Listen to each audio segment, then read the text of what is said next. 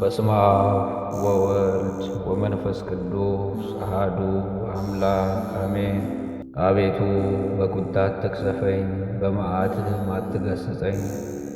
ድውይ ነኝና አቤቱ ማረኝ፣ አጥንቶቼ ታውከዋልና ፈውሰኝ። ነፍሴም እጅግ ታወከች፣ አንተም አቤቱ እስከ መቼ ድረስ ነው? አቤቱ ተመለስ፣ ነፍሴንም አድናት።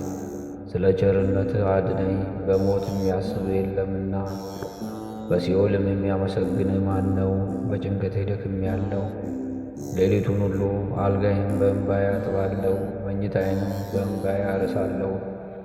ዓይኔ ከቁጣ እንባ የተነሣ ታወከች ብሎ ባሪያህ ዳዊት እንደለመነ እኔ ባሪያ ካዘነችና ከተጸጸተች ትሕትናም ከተሞላች ነፍሴ ጋር ወደ አንተ ቀርባለሁ። ጌታዬ ኢየሱስ ክርስቶስ ሆይ ከሕመሜ ጽናት የተነሣ እግሮቼ መንቀሳቀስ ተስኗቸው እሰቃያለሁና በዚህ ሕመሜ ወቅት ሁለንተናዬን አንተ ላይ ጥያለሁ። ዘመኔ ያበቃ መሆኑን በማስብበት ሰዓት የተበጠሰውን መቀጠል የምትችል ጌታዬ ኢየሱስ ክርስቶስ ሆይ ወደ እኔ ተመልከት።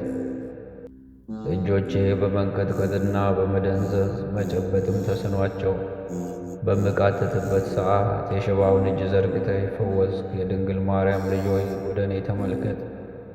ዓይኖቼ በሞት ፍርሃት ተይዘውና ተከልለው ሁሉን ነገር በስጋት በሚመለከቱበት ሰዓት ጌታዬ ሆይ ዕውሩን በፈወስክበት ተአምርህ እኔንም በጎ ነገሮችን እንዳያደርገኝ ጆሮዬ ደንቁሮ የሞት አስፈሪ ድምፅም ብቻ እየሰሙ ባሉበት ሰዓት የናዝሬቱ ኢየሱስ ሆይ ኤፍታ ተከፈት ብለህ ፈውሰኝ። ከንፈሮቼ ደርቀው በሚንቀጠቀጡበት ጊዜና ቅዱስ ስግደት የሚገባውን ቅዱስ ስምህን ሊያድነኝ በምጠራበት ጊዜ ጌታ ሆይ አድነኝ ብለው እንደ ፈወስካቸው ሰዎች እኔን ፈውሰኝ።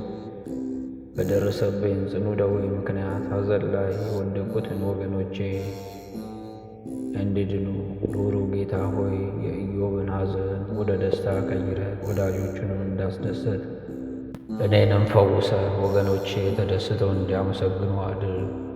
ከበሽታዬ ጽናት የተነሣ የደከመው ልቤ የተጨነቀ በሞት ፍርሃት ተይዞ ይሰቃያልና መሐሪ አምላኬ ሆይ ፈጥነ ለልቤ መጽናናትና ፈውስ ነው። የሕመሜን ጽናት የሚያመለክቱት እንባዎቼ በዓይኔ ሲፈሱ አይተ ያለቀሱ ልጆችን እንባ ባበስክበት እጅ አብሰህ አጽናናኝ። እንባዬንም እስከ ዛሬ ለሠራሁት ኃጢአት ማስተሰሪያ ካሳ አድርገህ ተቀበልልኝ። ለዘላለሙ አሜን። ምስጋና ይሁን ለአብ ለወልድ ለመንፈስ ቅዱስ ዛሬም ዘወትርም እስከ ዘላለሙ ድረስ አሜን።